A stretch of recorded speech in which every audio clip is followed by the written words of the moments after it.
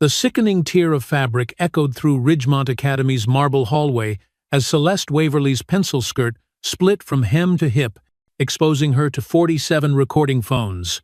The quarterback who'd grabbed her 6'4" of entitled muscle named Preston Holt was still laughing when her perfectly executed Tomoe nage sent him flying over her shoulder into the trophy case in 12 seconds. 3 varsity athletes would be unconscious on the floor, and the careful secret she'd kept for 15 days would explode across social media, changing everything at Cedar Falls' most prestigious private school. Before I share how Celeste transformed from a quiet literature teacher into the woman who brought down an entire network of predators, I want to take a moment to connect with you, yes. You, watching right now. These stories I tell, they're not just entertainment, they're lifelines for someone out there who's facing their own bullies, their own impossible situation. Last week, I received a message from a teacher in Texas who said our previous story gave her the courage to finally report her harasser, another from a student in Ohio who stood up to protect a classmate because of something she learned here. If Celeste's journey resonates with you, if you've ever faced harassment or stood up for someone who has, I'd love to hear your thoughts in the comments below. Your experiences, your wisdom, they matter. They help others realize they're not alone. Celeste Waverly had arrived at Ridgemont Academy on a humid Monday morning in early September, her rental Toyota looking painfully out of place among the BMWs and Teslas in the faculty lot. At 29, she was younger than most of the teaching staff. With wheat blonde hair, she kept in a neat bun and gray-blue eyes that seemed to catalog every detail of her surroundings. The HR department had been thrilled to hire her Stanford undergraduate, Columbia Teachers College. Glowing recommendations from her previous position at a small charter school in Oregon. What her resume didn't mention was why she'd really left Portland, or why she'd spent the past 18 months training 6 hours a day at the Gracie Jiu-Jitsu Academy under former Olympic coach Kenji Yamamoto. It didn't explain the faint scar along her collarbone, barely visible beneath her modest blouses, or why she'd legally changed her last name from Morrison to Waverly exactly 2 years ago. Ridgemont Academy was supposed to be her fresh start, a place where her past couldn't follow, where she could just teach American literature to privileged teenagers and slowly remember what normal felt like. The first sign of trouble came during her third period class on her second day. She was discussing Hawthorne's The Scarlet Letter when Preston Holt sauntered in 20 minutes late, reeking of marijuana and expensive cologne. "Mr. Holt," Celeste said calmly, not looking up from her whiteboard, "you'll need a late pass." The classroom fell silent. Preston Holt didn't get late passes. His father owned 3 car dealerships and had donated $2.5 million for the new athletic center. His mother sat on the school board at Ridgemont. The Holt name was currency, and Preston had been spending it freely since freshman year. "That's cute," Preston said, his voice carrying the lazy confidence of someone who'd never faced a real consequence. "You must be new here." "I am," Celeste replied, finally turning to face him. "Which means I haven't learned which rules don't apply to certain students. Please get a pass or find somewhere else to be." His green eyes narrowed, studying her like a predator, evaluating prey. Behind him, his usual crew had materialized. Dante Caruso, whose father's construction company had built half of Cedar Falls, and Shenwei Chase Liu, heir to a pharmaceutical fortune, and the tech genius who'd hacked the school's grading system twice without getting expelled. "Listen, Miss," Preston glanced at her desk nameplate. "Waverly, maybe we got off on the wrong foot. How about I take my seat and we forget this happened? How about you leave my classroom until you can follow basic rules?" Celeste's voice remained steady, though her fingernails pressed small crescents into her palms. "Your choice." The silence stretched between them like a taut wire. Finally, Preston smiled, not with humor, but with the cold calculation of someone marking a target. "Your funeral," he said softly, backing out of the room. "See you around, Miss Waverly." As the door clicked shut, Celeste heard the whispers start. "She's done for. Preston's gonna destroy her. Remember what happened to Mr. Kellerman?" Celeste didn't ask about Mr. Kellerman, She had a feeling she'd find out soon enough. The campaign started small. On day 4, she found her car tires deflated in the faculty lot. Security cameras had mysteriously malfunctioned during that exact time window.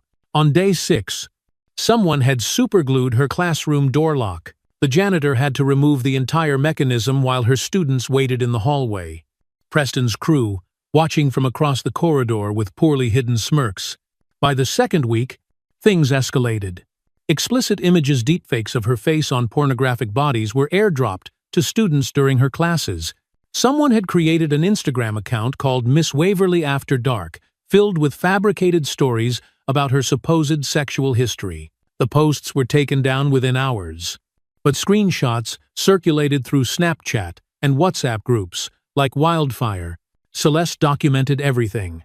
Every incident was photographed, screen recorded, and filed in a folder she kept both digitally and in hard copy. When she brought the evidence to Vice Principal Harrison, his response was predictably disappointing. "These boys," Harrison Sahil, rubbing his temples beneath his receding hairline, "they're just testing boundaries. Preston's had a rough year. His parents are going through a messy divorce. Maybe if you tried building rapport instead of antagonizing him?" Antagonizing? Celeste kept her voice level, though her jaw tightened. "I asked him to follow the same rules as every other student at Ridgemont. We believe in personalized approaches to education," Harrison said, his tone suggesting this conversation was over. "Different students have different needs. Preston responds better to respect than authority. Respect is earned. Mr. Harrison, and it goes both ways." Harrison's expression hardened. "Miss Waverly, you're a provisional hire. Your contract comes up for review in 60 days. I'd suggest you focus on fitting into our community rather than trying to change it." The message was clear: conform or leave. But Celeste had tried conforming before. She'd tried being quiet, being accommodating, being the kind of woman who didn't make waves. It had nearly killed her. That night, she stood in her empty apartment, practicing forms in the darkness. Osotogari, Harai Goshi, Uchimata, each movement precise, controlled. A meditation in barely contained violence. Her body remembered what her mind tried to forget, that sometimes the only way out was through. Week 3 brought a new level of harassment. Preston had apparently grown tired of indirect attacks. He started showing up wherever Celeste was, always with plausible deniability. In the faculty lounge, reaching over her for coffee, his body pressing against hers just a second too long. In the parking lot, boxing her car in with his Range Rover so she had to ask him to move. In empty hallways, appearing around corners with his crew, forcing her to squeeze past them while they made comments just quiet enough to deny later. "Looking good today, Miss W," Chase would murmur, his phone always recording. "Love that skirt," Dante would add, eyes traveling slowly down her body. "Really shows off your teaching skills." Celeste endured it all with stoic professionalism, adding each incident to her growing file, but she also started preparing. She arrived early to scout the building, memorizing blind spots and camera locations. She wore flats instead of heels, kept her hair in styles that couldn't be grabbed easily, chose clothing that allowed for movement while maintaining professional appearance. She also noticed things about her harassers. Preston favored his right side, probably from an old football injury. Dante was muscle-bound but slow, all upper body strength with no flexibility. Chase kept his expensive phone in his left pocket and checked it obsessively, an addiction that could be exploited. On Thursday of week 3, Celeste overheard 2 freshman girls whispering in the bathroom, "Just stay away from the old science wing after school." One said, "That's where they do it." "Do what?" the other asked. "The hunting game, where they pick a female teacher and see how far they can push before she breaks. They keep score and everything." Mr. Kellerman reported it and got fired for budget reasons the next week. Celeste's blood ran cold. This wasn't just about hair, it was systematic, practiced, protected by money and institutional indifference. How many teachers had suffered in silence? How many had simply left rather than fight a battle they couldn't win? That afternoon, she made a decision. In her car, she placed 3 small cameras she'd purchased, with cash completely legal for personal property protection. She also started carrying her phone in a way that could capture audio at a moment's notice. If they wanted to play games, she'd make sure there was a record. Friday morning arrived with an electric tension in the air. Students whispered in clusters, phones out, glancing at Celeste with expressions ranging from pity to excitement. Something was planned. The hunting game was reaching its climax. During her free period, Celeste noticed the unusual emptiness of the old science wing. This section of Ridgemont was scheduled for renovation and classes relocated to the new building. The hallway was a perfect hunting ground, isolated with multiple blind corners and alcoves created by old equipment storage. She had two choices: avoid the area entirely or walk into whatever trap they'd set. The smart choice was obvious, but Celeste was tired of making the smart choice, tired of letting fear dictate her movements. She thought of all the teachers before her, all the ones who would come after if nothing changed. At 3:45 p.m., she walked deliberately toward the old science wing, messenger bag slung across her body. Phone recording in her pocket, her heartbeat was steady, controlled through breathing exercises that had become second nature. Behind her, she heard footsteps multiple sets, trying to match her pace casually. The hallway stretched before her, afternoon sun slanting through tall windows, creating pools of light and shadow. She counted the alcove Essex on each side, perfect for ambush. The old chemistry lab doors stood open at the far end, her supposed destination for checking on equipment, as she'd mentioned loudly in the faculty room. "Miss Waverly!" Preston's voice rang out behind her. Closer than expected. Perfect timing.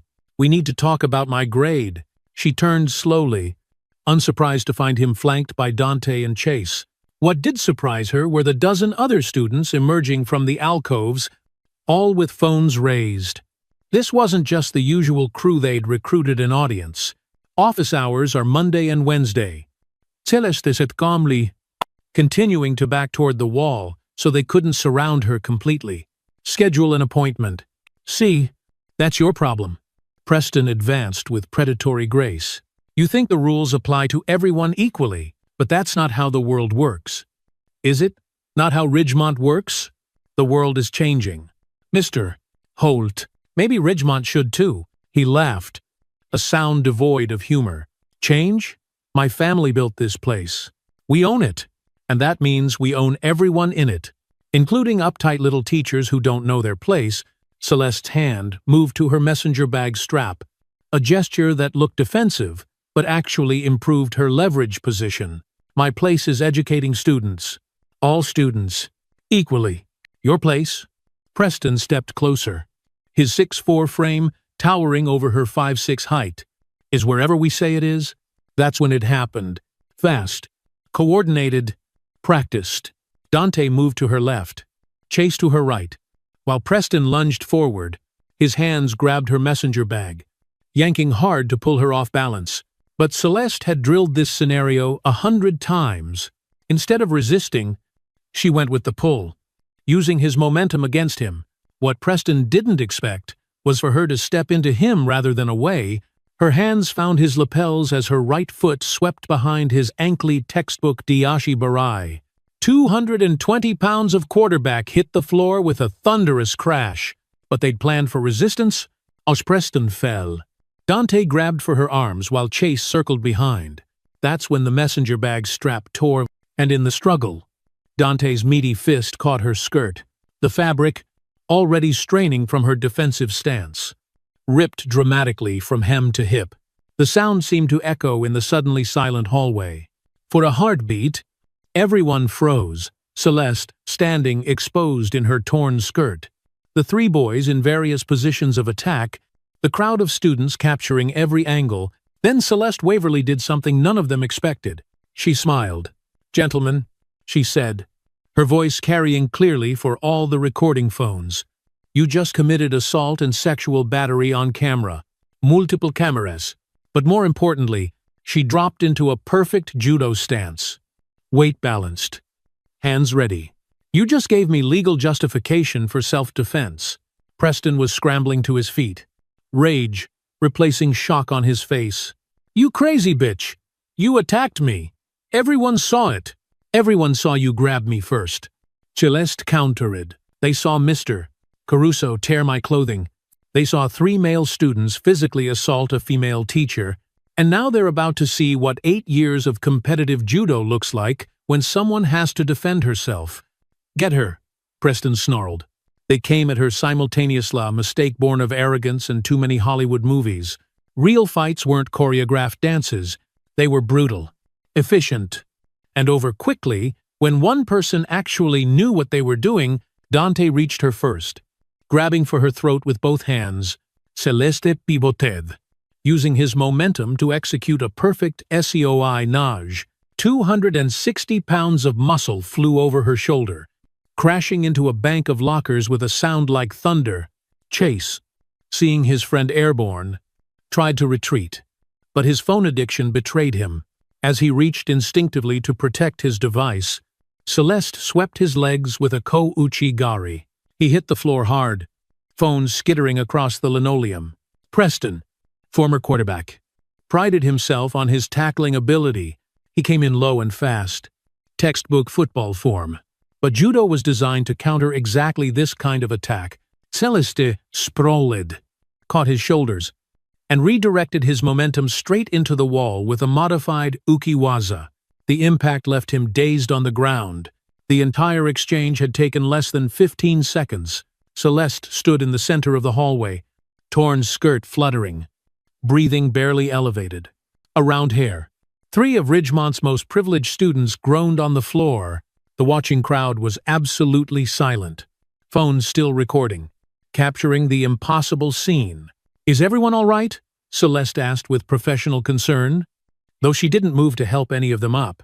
I think we should get the nurse, and security, and possibly the police, given the assault that just occurred.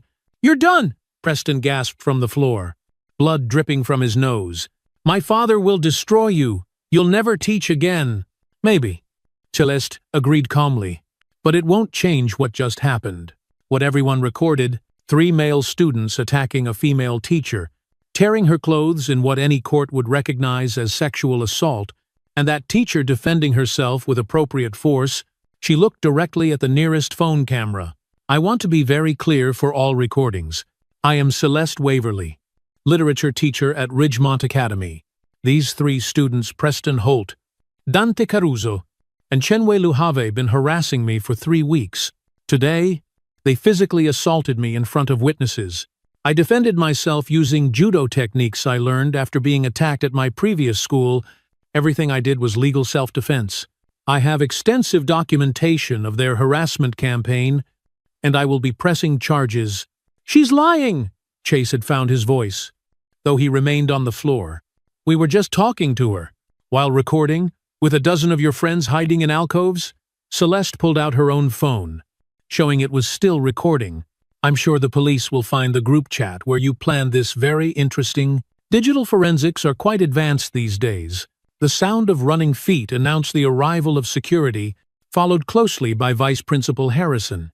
His face went through a spectacular range of colors as he processed the scene 3-star students on the ground, Celeste standing victorious, despite her torn clothing, and dozens of phones capturing everything. What in God's name, he began. Mr. Harrison, Celeste interrupted smoothly. These 3 students physically assaulted me. I defended myself.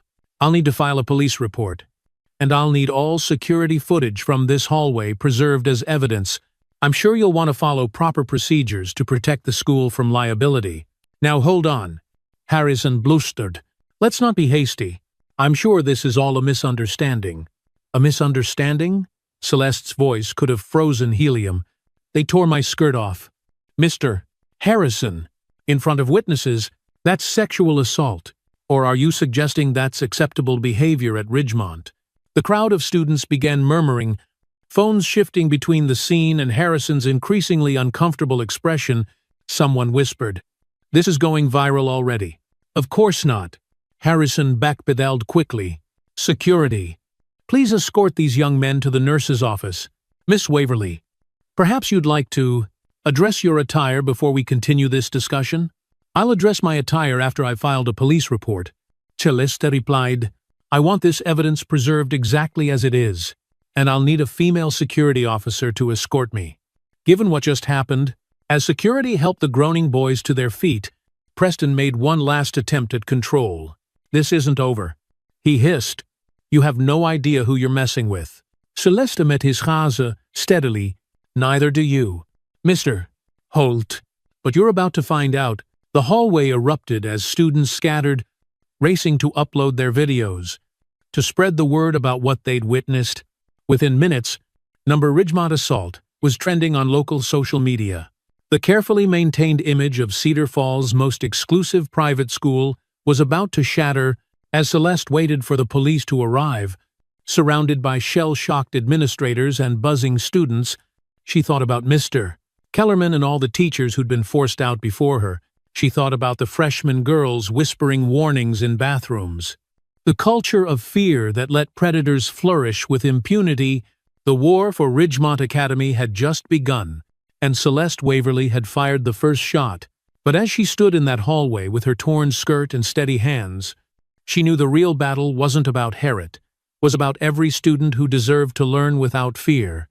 Every teacher who deserved to work without harassment. The hunting game was over. The revolution had begun. And somewhere in Oregon, in a police evidence locker, a similar torn skirt from 2 years ago would finally make sense as part of a much larger pattern known that Celeste Morrison, now Waverly, had decided to end once and for all. The police arrived 17 minutes later. 2 officers, whose body language shifted noticeably when they recognized Preston Holt slumped against the lockers. Officer Janet Ramirez, a 15-year veteran with sharp brown eyes, took in the scene methodically, while her younger partner, Officer Tim Bradley, began corralling witnesses. Ma'am, I'm Officer Ramirez. Are you injured? She addressed Celeste first. Professional protocol overriding any assumptions about who the real victim might be. Some bruising, torn clothing from the assault. But I'm otherwise fine. Celeste replied calmly. These 3 students attacked me. I defended myself. Everything was recorded by multiple witnesses. She's lying! Preston burst out, his father's entitlement bleeding through despite his bloodied nose. She attacked us. She's crazy. She knows martial arts and just went psycho on us. Ramirez's eyebrow raised slightly. So you're saying a female teacher half your size attacked 3 male athletes unprovoked? In a deserted hallway where a dozen of your friends just happened to be hiding with cameras? The crowd of students, now swollen to nearly 50, began pulling out phones to show their videos.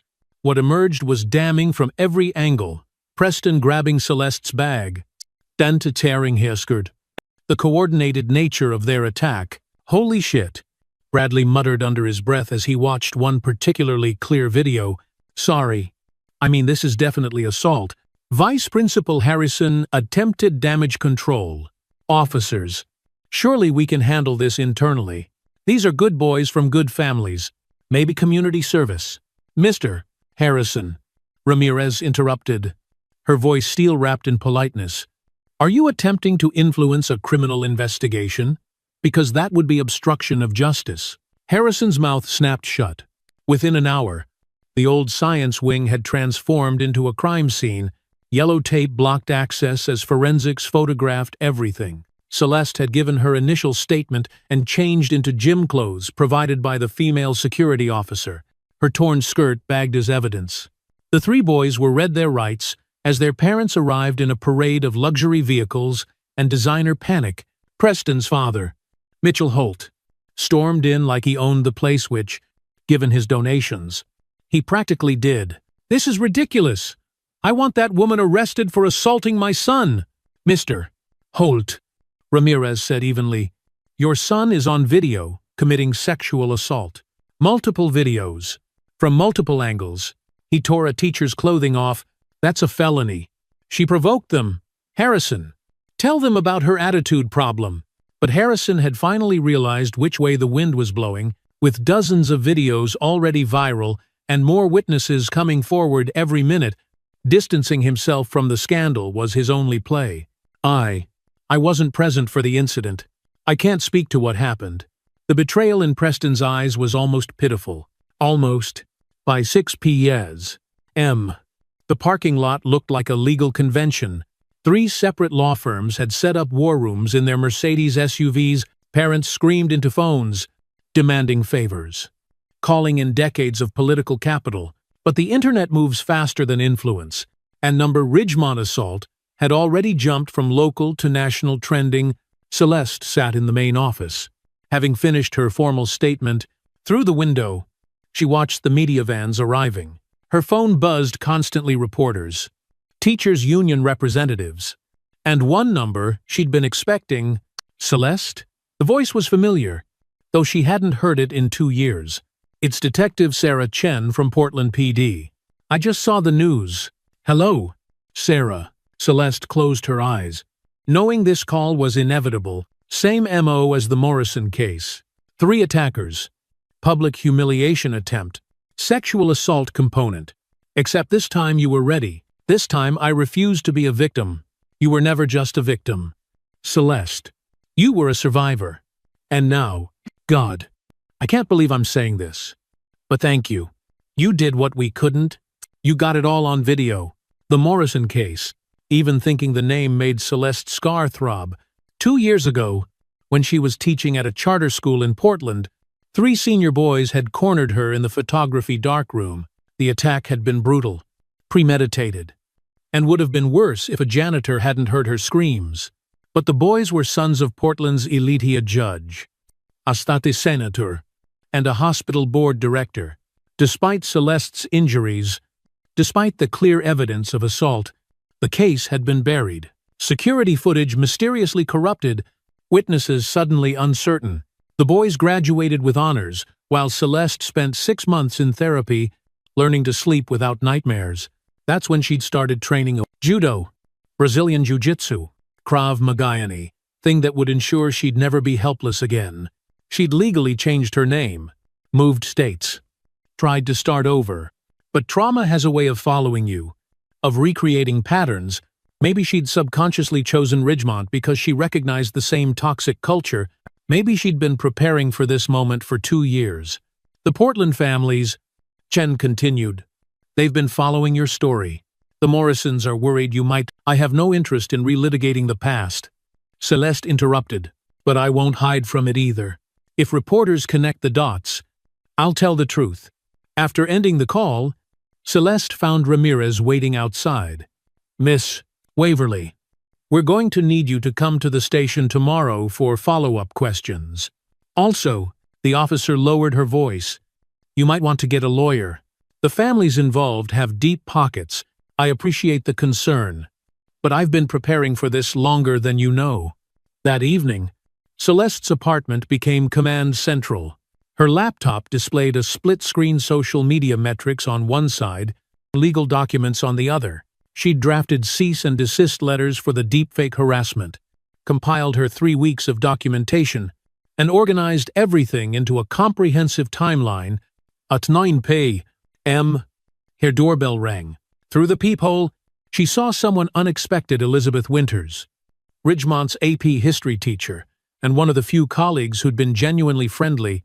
I brought wine and war stories, Elizabeth said, holding up a bottle of red. Figured you could use both. Over Merlot, Elizabeth revealed what Celeste had suspected: the hunting game had been going on for years. Started with Preston's older brother back in 2016. They pick a young female teacher each semester, escalate until she breaks. Most transfer out. Some just quit teaching entirely. How many? That I know of? 11? But I've only been here 5 years. Elizabeth's hands shook slightly as she refilled her glass. I was a target my 2nd year. Not the full game. I wasn't pretty enough or young enough for that. Used casual harassment. Enough to remind me of my place. Why didn't anyone report it? To whom? Harrison was in on it. The board protects the donors. The police chief golfs with Mitchell Holt every Sunday. You're the first one who fought back. And only because you could actually fight. It wasn't just the physical training. Celeste said quietly, I've been through this before. I knew what to look for. How to document. When to strike. They thought they were hunting me. But I was hunting them. Elizabeth stared at her with something between awe and fear. You planned this? You wanted them to attack you. I wanted them to attack me on camera, with witnesses, in a way that couldn't be buried or bought off. So yes, I planned it. I'm done being anyone's victim. The next morning, Ridgemont Academy looked like a war zone. News vans lined the circular drive. Parents clustered in angry groups, some demanding justice, others defending the accused. A small but vocal group of students held signs. Protect teachers, not predators, and how many more. Celeste arrived to find Principal Amanda Cheno relation to the detective waiting in the main office. Harrison had been placed on administrative leave pending investigation. Miss Waverly, the principal said, her expression unreadable. Given yesterday's events, we're offering you paid leave while this matter is resolved. With respect, I'll be teaching my classes today. Unless you're suspending me? No. But then I have students to educate. Literature doesn't stop for scandal. Walking to her classroom felt like parting the Red Sea. Students stepped aside, some with respect, others with fear. In her first period class, the tension was palpable until a quiet girl named Samantha raised her hand. Miss Waverly? What you did yesterday? Thank you. Preston grabbed me at homecoming. I reported it. But nothing happened. Seeing him on the ground, seeing him face consequences. Thank you. The dam broke. Story after story poured out, not just about Preston and his crew, but about a culture that enabled them, boys who'd been pressured to participate or be labeled gay, girls who'd been groped, photographed, humiliated, teachers who'd look the other way rather than risk their careers. By lunch, 17 former students had contacted the police with their own assault reports. The investigation had expanded beyond 3 boys to encompass a systematic pattern of abuse. In the faculty lounge, reactions were mixed. Some teachers avoided Celeste like she had plague. Others approached quietly to share their own stories or express support. The divide was generational. Younger teachers who'd grown up with number Me Too understood. Older ones who'd spent decades working within the system felt threatened by its exposure. You've destroyed this school. Veteran math teacher Robert Coleman said loudly enough for everyone to hear. Ridgemont's reputation is ruined. Ridgemont's reputation was built on silence. Celeste replied calmly, pouring her coffee. I just turned up the volume. The legal machinery ground into motion over the following days. The 3 boys were formally charged with assault, battery, and sexual battery. Their lawyers filed countersuits claiming excessive force, emotional distress, and defamation. The school board called emergency session after emergency session, trying to contain the hemorrhaging donations and enrollment inquiries, but the videos made everything clear. Frame-by-frame analysis showed Celeste's restraint. She'd used exactly enough force to neutralize the threat. No more. Judo experts testified that her techniques were defensive, designed to protect rather than punish. The boys' own group chat, subpoenaed by prosecutors, revealed months of planning, target selection, and scorekeeping. The smoking gun came from Chase's cloud backup. In trying to delete evidence, he'd forgotten about automatic uploads. Screenshots showed a spreadsheet titled Hunt Club 2019-2023 with names of targeted teachers, scores for various acts of harassment, and a point system that treated sexual assault like a game. Celeste's name had been added with the note, Uptight bitch needs breaking. 500 points for skirt, 1,000 for full nude. The document also revealed complicity at the highest levels. Messages between Preston and his father discussed handling teachers who didn't know their place. Harrison's school email appeared in threads about making problems disappear. Cedar Falls imploded. The scandal dominated local news for weeks. Ridgemont's board faced a cascade of lawsuits from former teachers and students. Harvard and Yale quietly rescinded early admissions offers for Preston and Dante. Chase's MIT acceptance evaporated. Their families' businesses faced boycotts. Mitchell Holt stepped down from 3 corporate boards as shareholders distanced themselves from the scandal. Celeste became a reluctant symbol. Interview requests poured in from major networks. Publishers wanted her story. Advocacy groups invited her to speak, She declined almost all of them, focusing instead on her students and the legal proceedings. The trial was set for spring, but plea deals came quickly. Faced with overwhelming evidence and the prospect of adult prosecution, all three boys pled guilty to reduced charges. Preston got 18 months in juvenile detention, plus 3 years probation. Dante and Chase received 12 months each, plus mandatory counseling. All three were required to register as sex offenders. More importantly, the systemic investigation led to sweeping changes. Harrison was fired and charged with failure to report child abuse. 3 board members resigned in disgrace. New policies mandated external reporting systems for harassment, regular training on appropriate conduct, and zero tolerance for retaliation. On a rainy Thursday in December, Celeste found Detective Chen from Portland waiting after school. "The Morrison boys," Chen said without preamble, "they've been following your case. Their lawyers reached out. They want to reopen settlement negotiations. Seeing you take down the Ridgemont crew scared them. They know if you come back to testify, I'm not interested in their money. What about justice? We could retry the case with you as a stronger witness. You're not the scared girl they painted you as anymore." Celeste considered this. "Send me the files. I'll think about it." That night, she sat in her apartment, surrounded by legal documents from 2 states, 2 lives, 2 versions of herself. The Portland attack had broken Celeste Morrison, sent her running to become Celeste Waverly, but Ridgemont had transformed her again from victim to survivor to warrior. Her phone rang. Elizabeth Winter's name appeared on the screen. "Turn on Channel 6, Elizabeth said breathlessly. The breaking news banner read, "Ridgemont Scandal Expands. FBI, Investigating Interstate Sex Trafficking Ring." The report detailed how the Hunt Club spreadsheet had revealed connections to similar games at elite private schools across the country. Encrypted messages suggested a network of privileged young men sharing tactics, targets, and even explicit images of female teachers across state lines. "Jesus Christ," Celeste breathed. "You didn't just expose Ridgemont," Elizabeth said. "You exposed all of them." The spring semester brought unexpected changes. Enrollment at Ridgemont actually increased, as parents sought out what was now seen as a reformed, safe environment. Celeste's classes were packed with students drawn to her reputation for fierce integrity. She used their attention to dive deep into literature about power, justice, and moral courage. During a discussion of To Kill a Mockingbird, a senior named Marcus raised his hand. "Miss Waverly, Atticus says real courage is when you know you're licked before you begin. But you begin anyway. Is that what you did?" "No," Celeste replied thoughtfully. "I knew I could win this time." Real courage was all the teachers and students who reported abuse, knowing nothing would happen. Who spoke up anyway? Who refused to be silent even when silence was safer? "But you showed us it was possible to win," Samantha added. "That's what changed everything." The trials concluded by summer. 37 young men across 8 states faced charges.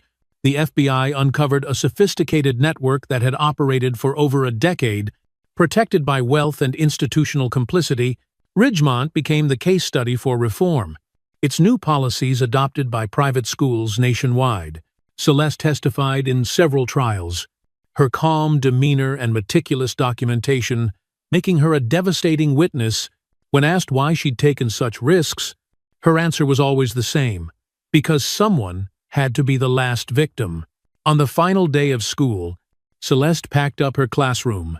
She'd accepted a position at Columbia Teachers College, training the next generation of educators in both pedagogy and self-protection. As she boxed up books, she found a note slipped under her door. "Miss W., thank you for showing me that strength isn't about hurting others, it's about protecting them. I'm starting freshman year at State in the fall. Majoring in education, maybe one day I can be the kind of teacher who makes a difference too." Marcus. That evening, Celeste stood in the empty hallway where everything had changed. The old science wing was being renovated over summer, transformed into a wellness center with mandatory programs on consent, respect, and healthy relationships. A plaque would commemorate the Ridgemont reform. Though Celeste had declined to have her name included, Her phone buzzed with a message from Detective Chen. Portland boys took the plea deal. 15 years plus, lifetime registration. You did it.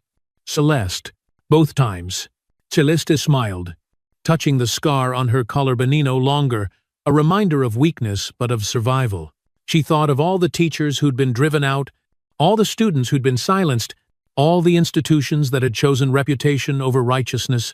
The hunting game was over, but the real work was just beginning. Changing culture took more than viral videos and courtroom victories. It took daily courage, constant vigilance, and the willingness to stand up again and again until standing up became normal. As she walked out of Ridgemont for the last time, Celeste passed a group of incoming freshmen touring with their parents. One mother stopped her. "Excuse me, are you Miss Waverly? The teacher who—" "I'm just a teacher," Celeste interrupted gently. "But if your daughter comes here, she'll be safe. We made sure of that." The woman's eyes filled with tears. "Thank you. My older daughter, she wasn't so lucky at her school. No one believed her. We believe them now," Celeste said firmly. "All of them." Walking to her car, Celeste felt the weight of the past 2 years lifted. She'd entered Ridgemont Academy seeking a fresh start and found instead a final battle. But sometimes the only way to heal from trauma is to prevent it from happening to others. Her phone rang, another reporter. Another interview request. This time, she answered, "Yes, this is Celeste Waverly, or Celeste Morrison. Both, actually, and yes, I'll tell you the whole story, because silence is what let them win for so long. And I'm done being silent." The revolution that started with a torn skirt in a deserted hallway had spread across the nation, and Celeste Waverly, teacher turned warrior, turned symbol, drove into her future, knowing that sometimes the best lesson you can teach is how to fight back. In her rearview mirror, Ridgemont Academy stood transformed, no longer a hunting ground, but a place of learning, of safety, of justice finally served. The game was over. The education had just begun. The auditorium at Columbia Teachers College buzzed with nervous energy as 200 future educators waited for the keynote speaker. When Celeste Waverly walked onto the stage, the room fell silent not from fear, but from respect. "Good morning," she began, her voice carrying the same calm authority that had once faced down predators in a high school hallway. "I'm here to talk about the most important lesson you'll never find in your pedagogy textbooks: how to protect yourself and your students when the system fails." She clicked to her first slidea photo of Ridgemont Academy's old science wing. Several audience members who'd followed the case inhaled sharply. 2 years ago, I was sexually assaulted in this hallway. What made headlines was that I fought back with Judo. What didn't make headlines were the 43 other victims who came forward after, some dating back 15 years. Or the 17 teachers who'd been driven from the profession by coordinated harassment campaigns. The next slide showed statistics that made the room collectively flinch. 78% of female teachers report experiencing some form of sexual harassment. Less than 12% reported officially. Want to guess why? A young woman in the front row raised her hand tentatively. Because nothing happens? Because something does happen. Celeste corrected. To them, they get labeled as troublemakers. Their contracts don't get renewed. They get mysteriously bad evaluations. The system protects itself, not its teachers. She moved through slides, showing the nationwide impact of the Ridgemont scandal. The Hunt Club network had operated in 12 states, involving over 200 perpetrators from elite families. The FBI investigation had led to the largest prosecution of institutional sexual abuse in educational history. But I'm not here to relive trauma. Celeste said, her tone shifting. I'm here to arm you with knowledge. First, document everything. Every inappropriate comment. Every accidental touch. Every administrative dismissal of your concerns. Keep copies in multiple locations: cloud storage, external drives, paper records. Evidence is your armor. She detailed practical strategies: arriving early to avoid empty hallways, positioning classroom furniture to prevent cornering, using reflection in windows to watch behind you, keeping doors open during one-on-one meetings. And yes, learning basic self-defense. But the most important skill, Celeste emphasized, is recognizing that you're not alone. The silence that protects predators is what we must break first. During the Q&A, a male student asked uncomfortably, "What about us? Male teachers who want to help but don't know how." Celeste smiled a real smile, warm and encouraging. "You're already helping by asking.